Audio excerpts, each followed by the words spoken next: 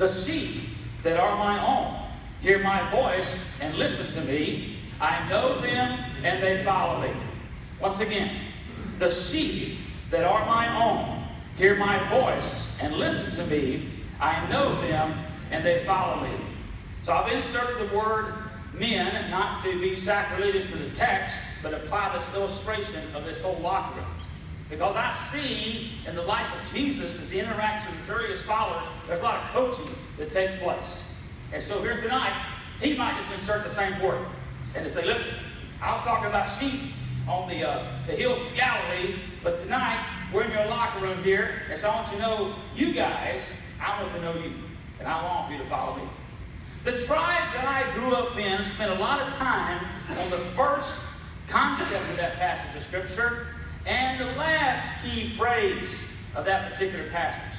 Now, as you back it up in context, John 10:10, as well as others is coming through that particular section of Scripture, there's a lot more detail that works into this situation. Because of our time element tonight, I just want to share this one particular key verse and this particular key phrase and break that down in totality. But as we see who are the sheep, who are the goats, what is God striving to accomplish as he shares the written word, and then also in a life-on-life context with his earliest disciples, he reminds those that are his own. He reminds those that listen and heed his voice, that he knows them. The worship team, the Great I Am, one of my favorite worship teams as we ascend to the throne of God. The Great I Am knows 78 and he knows 11 and knows all of you guys in between. He knows what generation you grew up in. He knows how you handle money. He knows if you've had a father's money. He knows what has been a major ordeal in your life. In all those facets, he tonight welcomes us and desires to reveal to us some unique aspects for us to learn to follow him. But in our quest to reach those guys in the community so they can also grasp God's amazing grace, so they also can join us on this pathway to discipleship and see God's transforming grace sustain them throughout life, let's don't forget the fact that he knows us. There are 5 things that I see from this particular verse that I want to break down tonight, and we'll share some illustrations to help you understand this. First of all, there's value. My sheep, or in my paraphrase, my men. Gentlemen, God values each of you. He formed you in your mother's womb. He had a purpose and a plan before the ages of time. And we see throughout the Scriptures him personalizing the value that he has on us. I love the Old Testament. It's an art gallery. Walk through the art gallery and see paintings hanging on the wall. And one of my favorite paintings is Genesis 22, Abraham and Isaac. That father-son crisis moment of faith when God wanted to see if Abraham was really completely identified in him, as Galatians 2:20 would say later on in the New Testament era. We look at other great pictures hanging on the walls. I love the tabernacle era. That teaches us so much about worship. They had been exposed to false gods, just like we are in our era. 400 years of those Egyptian gods. 16 back here. Kay, aren't you 16?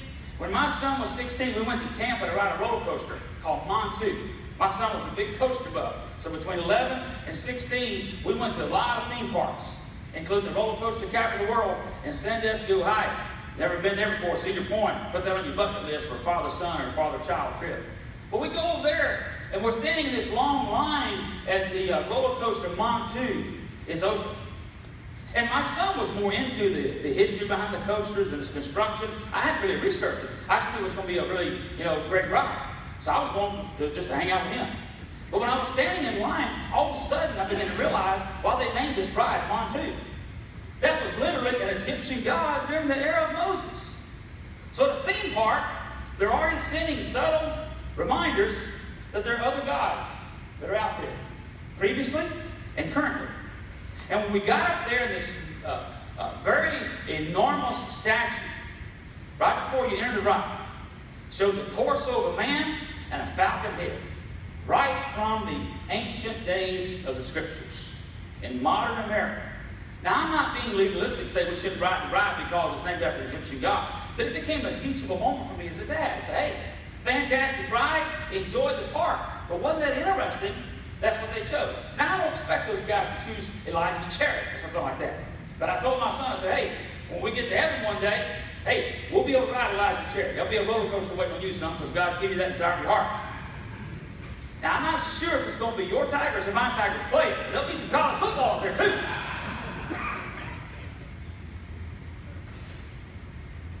Those of you in coaching, those of you that are dads, your children, your players, your gifts, God.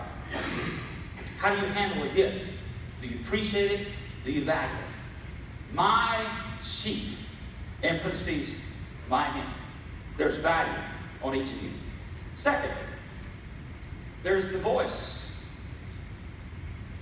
A good coach is going to be able to command attention in the locker room. When I stepped into my locker room on game day, we had the privilege to coach 4 state championship teams. We had good athletes, not great athletes. Coach ML had some great D1 prospects. I never had any D1 prospects. We had some guys go play college ball. But what I really enjoyed doing was taking a squad, which is a collection of individuals, and molding them into a team. That was my greatest mission. There was something about togetherness, because I see that written throughout the Scriptures. And I want those guys in high school to get that understanding that through athletics, a tremendous lesson in life can be taught. We've got to live the Christian life together, and therefore we've got to go out there and play hard, play smart, and play together. And so winning those state championships, we go back, and I attended the funeral of the mother of one of my players recently. We didn't talk about how many wins and losses. We didn't talk about state championships. You know what we talked about? Road trips.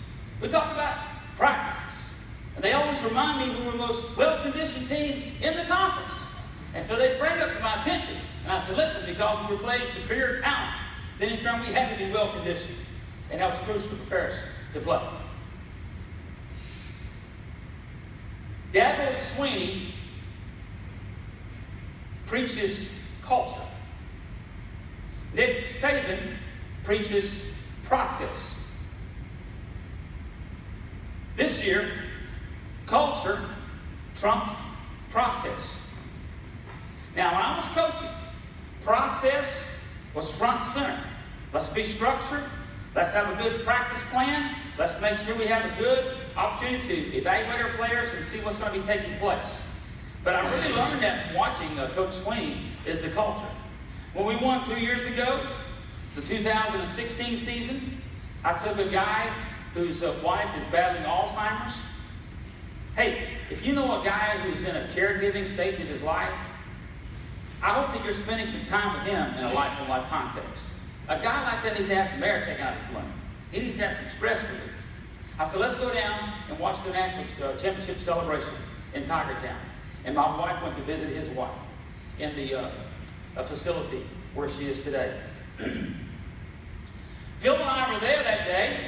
Phil's a guy we've been discipling for a number of years in Clemson football, is how that took place. He came down to that church in Cleveland. He never went to the Hebrew study. Number one, he was a traveling salesman, so he couldn't come on Thursday night. He wasn't even in town.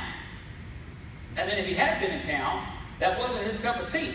He needed something else that was more formative and more prepared for guys, as Hebrews says, those who are inexperienced in God's ways. Athletically, I can't expect Levin to understand and fulfill the same thing of a 78-year-old. I can't expect to do what a 16 can do.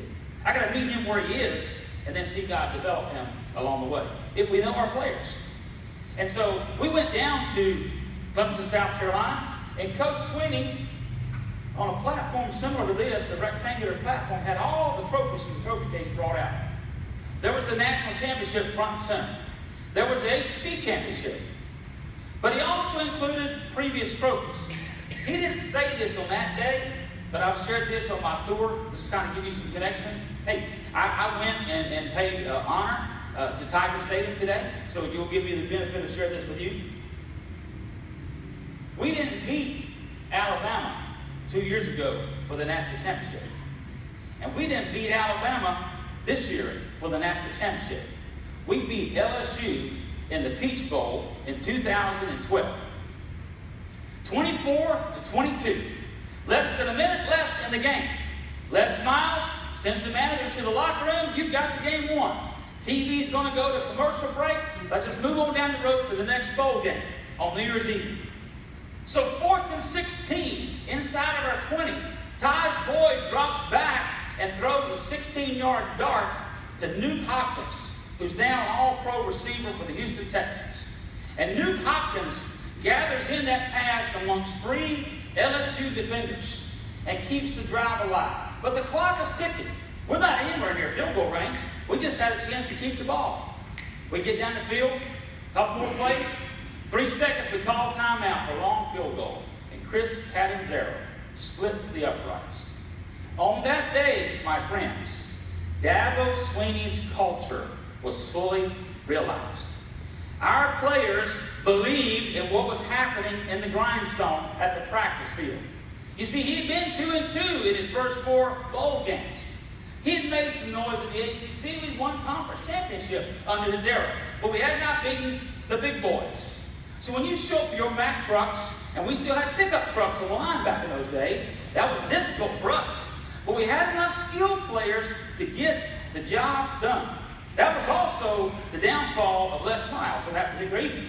He let one slip away. And your team took us for granted. But that night, that team began to bleed. And you know what happened? Deshaun Watson comes to town. And then Trevor Lawrence comes to town. And we came down to Jennings, Louisiana, and plucked Travis Etienne from your backyard. And this particular year, when the shoe fits where he that hath the ears let him hear, we went to Atlanta and plucked Trevor Lawrence out of the Bulldogs' backyard. We went to Knoxville and picked out T. Higgins out of their backyard. We got Justin Ross out of South Alabama on signing day. And Travis Etienne comes up from Jennings, Louisiana as a 3-star athlete. Because it's not just about player development, player recruitment, it's about player development. And over these last numbers of years, these men believe in that culture. I hope that you believe in the vision of this ministry. I hope that you believe in the vision of the ministry of Zachary and Homeland and these other places. Because we need men to come and be vision implementers of the vision casters. That's the ultimate vision, but there's also a specific vision that God has given to each local church. And we need men in this locker room to believe in that vision and carry it out. Dabo Swinney preaches a culture. But he shared that day at that national championship celebration this comment. These trophies will not define us. What will define us as a football program are the young men we prepare to go forward in life. There's something called a PAW, P-A-W, journey, our famous logo. There's a chaplain on the team who's there for player development from a spiritual context. God doesn't care whether the LSU Tigers win or the Clemson Tigers win. That might be news to you and news to me. But I believe that God gives people platforms. And Dabo Swinney's been given a platform, and the man is walking the walk. He's honoring God. And as a result of that, some lives are being changed. And I'm telling you, the culture at Clemson, players and primarily mothers are being attracted to that. What is the culture and what is the context? That's part of hearing and listening to the coach. It took guys in 2012 to believe. I'd like to raise some money for our ministry and mission projects around the world. My t-shirt would say from 4th and 16 to 44 to 16. That was the score of this year's championship game. I think that's got some wheels that can fly down the road. So we're going to pray that maybe God will orchestrate that up and get some t-shirts sold out there. Put it in mission projects. But 44 to 16 doesn't happen without 4th and 16. Why? Because there was a belief. They heard their coach, they listened to their coach, and they executed the game plan, even when all odds were against them. Thirdly, my sheep that are my own hear and listen to my voice, and I know them. What a great virtue to think that God knows us. Let's unpack that word know. What is the passage of John referring to in this particular aspect? To learn to know, to come to know, to get a knowledge of, to know every one of them, to know them uniquely. As you unpack that word know, all of that is found in God's virtue for you and I. And I'm not limiting it to just men. It's just for our audience tonight. That applies to women, students, and children across the board. Mankind. The value, the voice, the virtue that God has of each of you. George Whitefield said this: Christ knows his sheep. He not only knows the number, he takes care of each of them as if there were but one single sheep in the world. Do you believe that before you retire for the evening, probably a little earlier for 78 and 11 back there, have you thought about he who hung the stars of the universe knows you in such a unique way that if you were the only sheep, his care and concern? And in my vernacular, if you're the only guy in the locker room, that's why I say sincerely, I practice the one level principle. I'm looking for James in Morgan City. I'm looking for the guy that's been here for 2 months to say I'm trying to find my way. That's the mission that I'm on. The rest of you guys are just part of the backdrop tonight. But I'm hoping that God will touch and reach just one man's life. Then all of our efforts will not be in vain. Because I want him to hear that voice of God coming through our passion to reach just one man. The virtue of God to know his players. Jesus fed 5,000, but only 500 followed him after lunch. He had 12 disciples, but only 3 went further with him in the garden. And only 1 stood with him at the cross. The closer you get to the cross, the smaller the crowd of men become. But he still knows you, and he still loves you. And his mercy is going to be new every morning, including tomorrow. Because the Christian life is a series of new beginnings. Baseball was one of the sports that I coached. You're always looking for players to raise their batting average. They may have to go to the cage post-practice, spend more time on the machine, or live pitching. Depends on where his deficiencies might be. And so there's a batting average in the Christian life.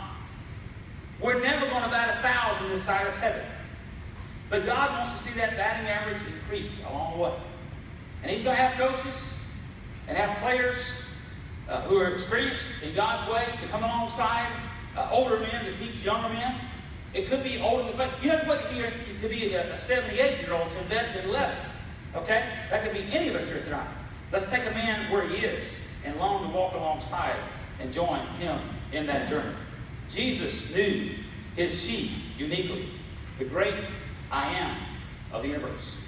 And then finally, the last part of the passage says, and they follow me. I mentioned to you, as a third-generation pastor in the tribe that I grew up in, we spent a lot of time reaching out to the 99 and compelling them, being an ambassador, sharing the good news of the gospel. And I still enjoy every conversation I have. Of those 6 placements on the spiritual journey, 2 represent guys in the community who really have limited spiritual interest. It's been very, very enjoyable over the years to watch God draw people to himself. It doesn't always involve me. I practice the principle that others espouse. We're just links in the chain. We're just seed sowers. I might be the first link in the chain tonight to the man who's been here for 2 months long to find his way. Who's going to be the next link of the chain in Baton Rouge as I go into Charlotte and on to my tour? And then who's going to be the next link of the chain? Eventually God to do his work. We all have a valuable part to play in that process. So, yes, outreach is going to be happening so people can recognize as God brings them into the fold. And we want the sheep to follow him. All across America as I deal with leaders. Hey, what's your greatest challenge in reaching and discipling men? Particularly the ones that I'm called to reach. That third group, those guys on the fringe. They just don't get it. They hit the spiritual time clock on Sunday, Monday through Saturday belong to them. Do the family thing, keep the wife happy, but I'm moving on down the road. I would never engage with God in a full capacity. Coming to something like this on Friday night, I got better things to do. But we get frustrated with those guys, but we also agree that his mercies are new every morning. patience and perseverance and prayer to see God touch those lives and reach those men where they might be. We do a survey. We would do it every Father's Day to know our players, to find out what are some of their hobbies and interests. I've seen more men reach for Christ around their hobbies and interests being leveraged, whether it be evangelism or whether it be discipleship. We had 8 guys one time fill out on the survey. They enjoyed the outdoors, particularly hiking. A lot like the man that's here, has only been around here for 2 months. And I said, listen, all you 8 guys in a church this size, you get lost in the shuffle of multiple services. You wouldn't know all those other 7 fellows. So I began to connect the dots. And I said, listen, I'd like for you guys to launch a group together. And we'll invite other fellows who might also enjoy hiking. A discipleship group broke out on the hiking trail. Why? Because these guys had chemistry and affinity. And as a result, transparency began to open up. One of the big mistakes in coaching men or in leading in a discipleship level, we'll get around a leadership team like this and we'll say, hey, I can lead a new group on Thursday night. Let's launch that. So we come out with all the promo materials. We put it on the spreadsheet. Hey, a new Thursday night group is meeting. You know why? Because that works for leaders. And when nobody shows up, the frustration meter just goes up higher. You see, I knew those guys weren't interested. They're not understanding Galatians 2:20. Are they even a part of the family of God yet? Did they just buy some fire insurance and understand what God's transforming grace is all about? Not so fast, my friend. If you'd survey those guys, you'd find out those fellows might be available on Tuesday morning. And when you find that out, 7 or 8 make a cluster, then we ask the new leader, hey, here's 7 or 8 guys that don't know one another. They're individually responding back to me, but if I know my players, I need to launch something to be able to provide for them. Or, in a church this size, what can we leverage? We don't always need to launch. We go to some place and say, you need to shut 4 things down because you guys are facing burnout. There needs to be an off-ramp for leaders to avoid burnout. There needs to be an on-ramp to reach and touch these 6 places. So we've got to have a healthy balance to avoid burnout for leaders, or worn out for leaders, and the opportunity to see guys come and engage with these on-ramps. On-ramps and off-ramps. So sometimes we need to shut some things down. Bring them back a scale. And then to say, let's go back and really leverage. What is God really using to touch lives? And it's not necessarily based upon numbers, but our lives being changed. Some of the best lead groups I've ever seen were groups of 3 guys. And sometimes the groups in Cleveland that had 15 or 16, they're not providing that welcoming environment yet. They don't need to shut Hebrews down. They just need to recognize, hey, we've got to find some other entry points. So guys can eventually join the deep end study for Hebrews. And guess what? They'll catch up with them before they finish the passage. So we have plenty of time to let those fellows get there and join them in the process. Victory represents effort and execution of the game plan. Dabo Swinney had a father who was an alcoholic. Gene Stallings began to be his father figure. Dabo Swinney prayed for his father, who came to Christ late in life, and they had a chance to overcome that wound that was there. Miraculous story. Dabo doesn't say a lot of stuff about his faith publicly unless he's asked. There's a lot of good stuff behind the scenes. We got a special needs manager. He sent to the Super Bowl the other day. ESPN did jump on that and applaud that. But some neat stuff that he does along the way. But in this case, his coach, Gene Stallings, I love to hear him mimic Gene Stallings. He can talk with that gruff voice like Coach Stallings, very, very uniquely. And he'll repeat war stories. You know, coaches are known for war stories. I'm sure Emil had a few in his run. And he would share those things because there were valuable insights along the way. But to follow the one who precedes you, that's the word follow. To follow the one who precedes you. So if Jesus is the truth, the life, and the way, and then 11 needs somebody to come to be Jesus with him, 78 needs somebody to remind him that Jesus is still walking alongside of him during these sunset years of life and during these formative years of life. So we're all having a chance to go and represent the Master to those who are following him. It also talks about where to accompany him. The word follow includes that concept. My grandfather was a golfer. He took me out to be his caddy to learn the sport of golf. He was an excellent instructor. I was not a very good student. I never could solve the slice. So I didn't become an avid golfer. My grandfather would shoot his age in the 70s. And some of my favorite memories are just walking the course with him. Twin Oaks, back in those days, the senior adults had pull carts. Okay? Those millennials never seen a pull cart in their life. But they enjoyed walking. They enjoyed the exercise. A lot of times he just played 9 holes as he got older.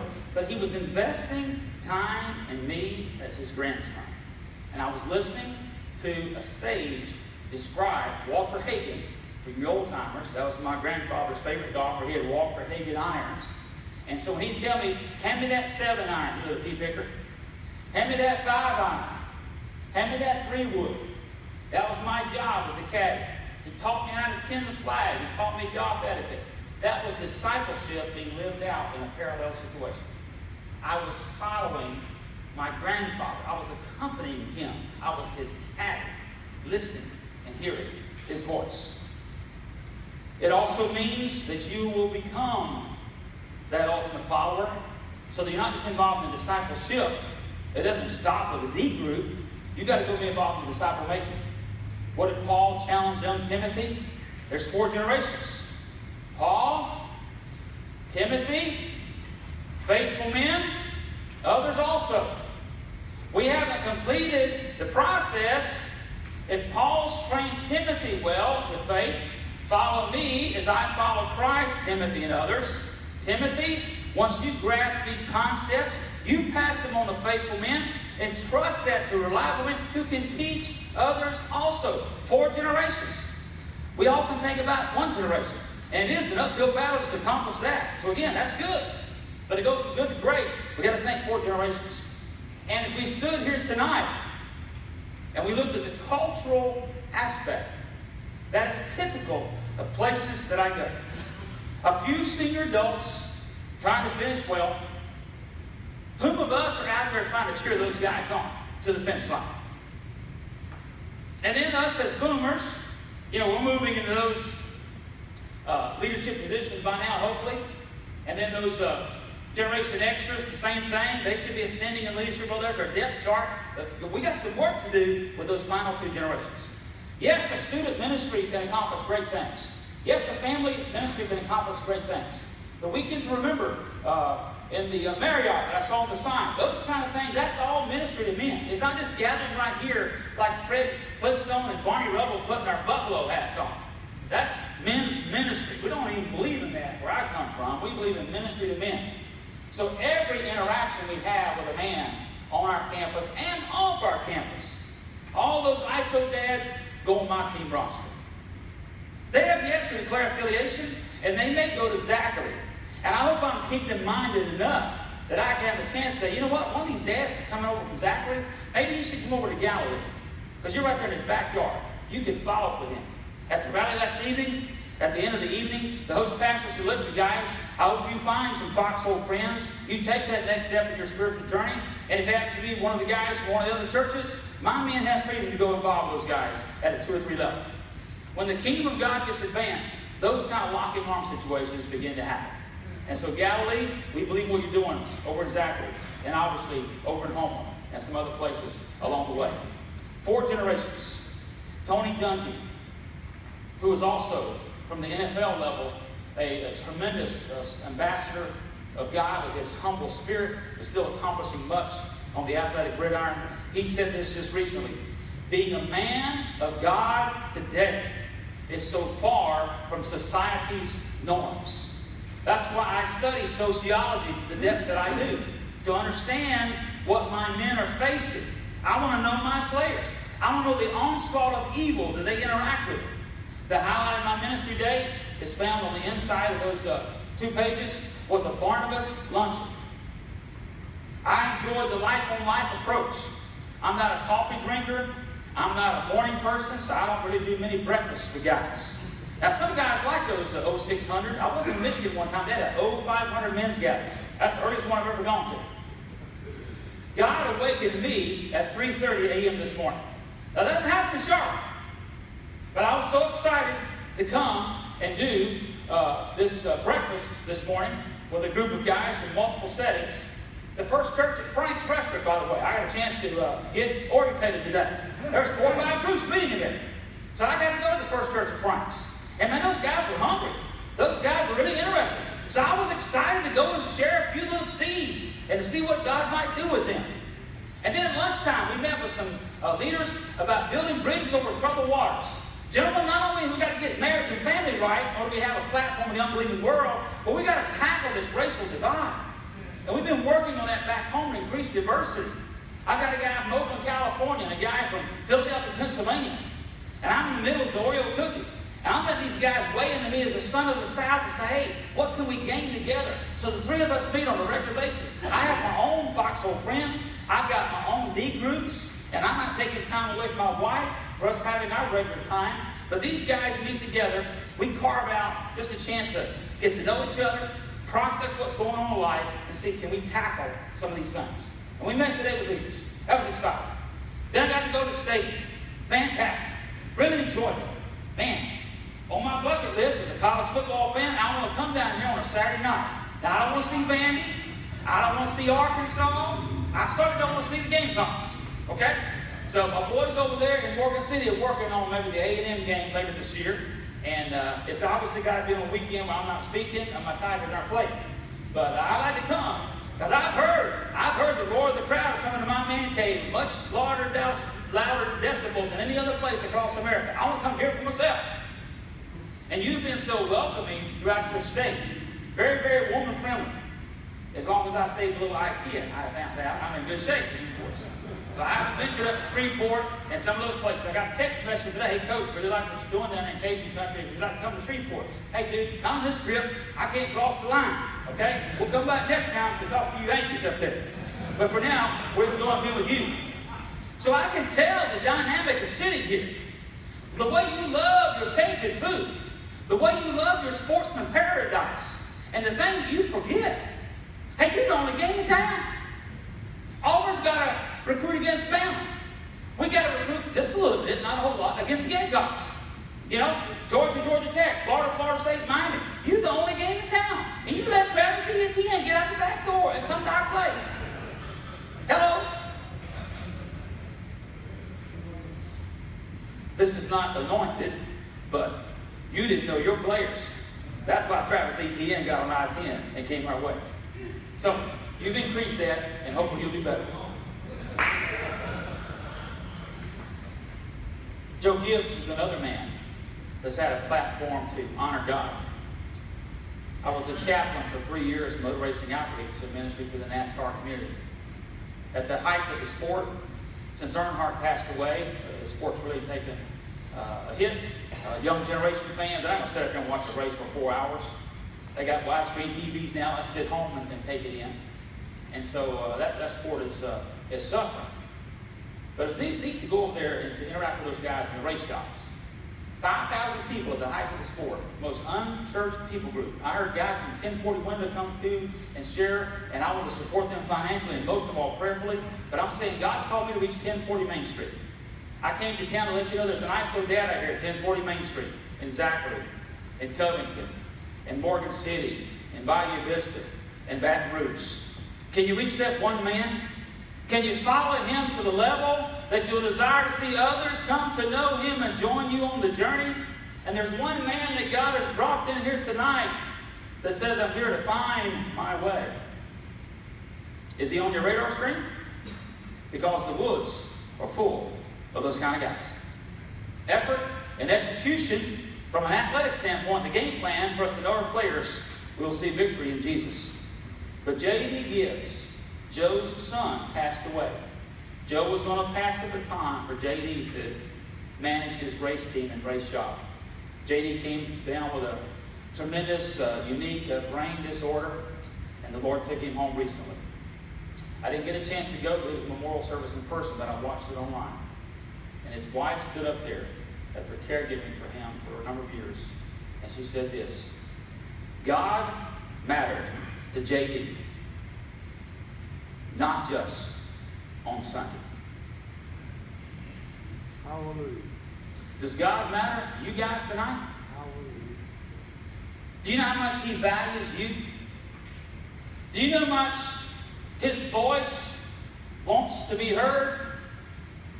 Do you know the virtue that you uniquely can be the only man and Psalms tells us he calls the stars by name.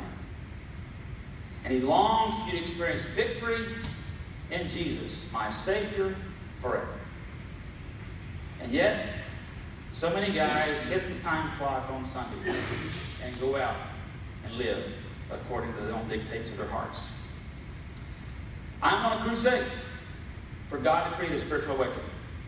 It starts with men like you, that God begins to warm the flames. You see, he drew you to the fire initially. He ignited the flame of your heart. And then he wants you to understand in this whole opportunity of following him, there's connection points with him. And those connection points allow us to keep putting firewood. Leviticus 6, the burnt offering, the first of 5 offerings of the tabernacle era, the priesthood is commanded by God to add firewood every morning. Scriptural engagement. Studies have shown 4 out of 7 connections with God's Word during the week will create change in your heart and life. You say, Coach, I'll do about 1,000. Hey, that's something to strive for, but statistics say 4 out of 7. That's a starting point for some of you that are 0 for 7. So scriptural engagement is a piece of firewood. The prayer walk is a piece of firewood. My wife and I take prayer walks, 2.5 miles. We did it for the physical exercise and turned it into a prayer walk.